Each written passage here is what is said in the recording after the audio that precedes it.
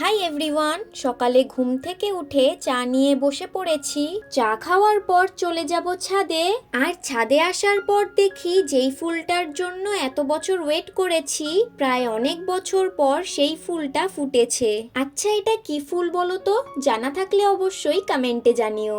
Ready হয়ে চলে এসেছি এখন কম্পিউটার ক্লাসে। ওয়ার্ডে কিছু কিছু জিনিস শেখাচ্ছে, ওগুলোই করার পর কয়েকটা জিনিস নোট ডাউন করে চলে যাচ্ছি বাড়ি।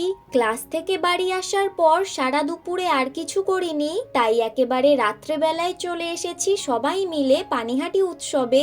মেলায় এসে ঘোরা, খাওয়া দাওয়া আর সাথে অনেক হই হুল্লোড় করা।